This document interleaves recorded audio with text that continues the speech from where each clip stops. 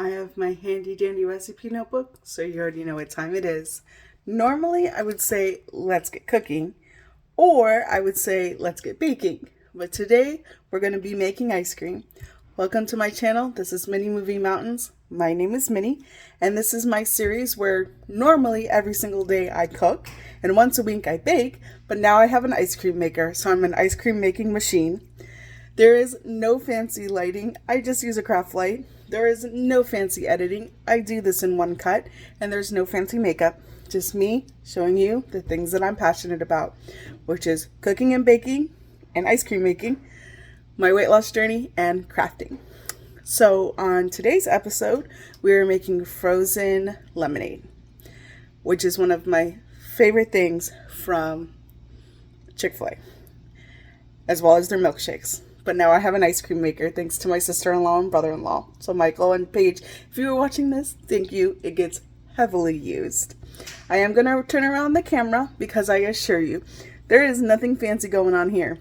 I just want to focus on what you came here for, which is to learn how to make ice cream. Now, since I do have a brand new ice cream machine, I am going to show you how to do the whole setup from start to finish. The first thing that you do is after you unpackage it, obviously you're going to wash your bowl, but it's very important that it is put in the freezer for at least 24 to 48 hours prior to making ice cream.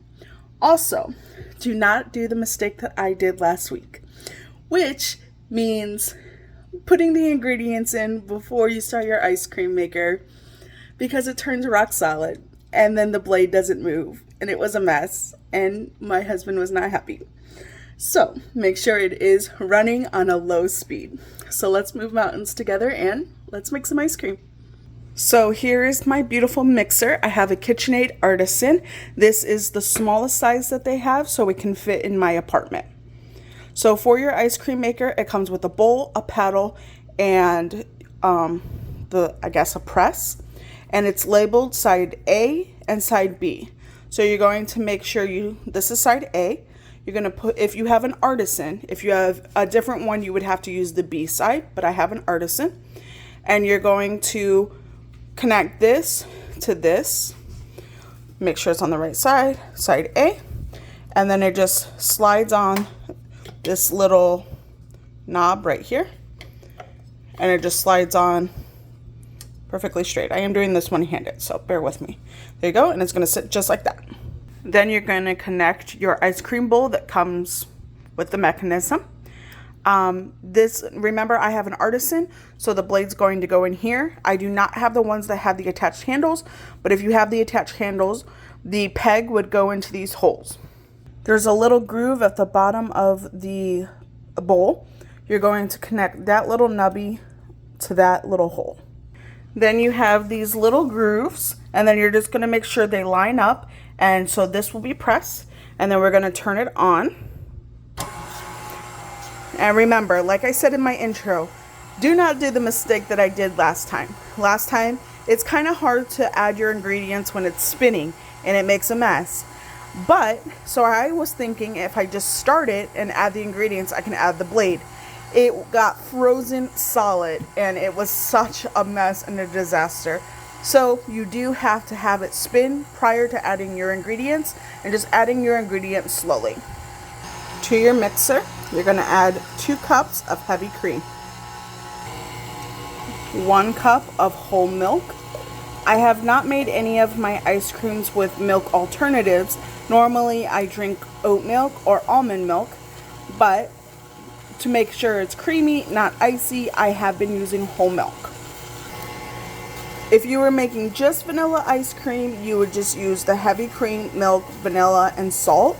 But since we're making this lemon, I am adding 1 cup of lemonade. Add 2 tablespoons of lemon concentrate, 2 tablespoons of vanilla, 3/4 cup of granulated sugar, and 1/4 teaspoon of salt. Then I turn it off literally for just 1 second so I can get the stuff off the paddle. It's super important that the paddle continues to move, but sometimes, since it is spinning, some of the ingredients get stuck on the paddle. But you have to do it super fast. And after that, you're just gonna let it ride. I'm going to turn around the camera so we can chat. If you want a true like frosty flavor, like Wendy's Frosty, you're going to let it mix for 15 minutes. If you want it a milkshake, like a Chick-fil-A milkshake or a frozen lemonade, you're going to do it for 20 minutes.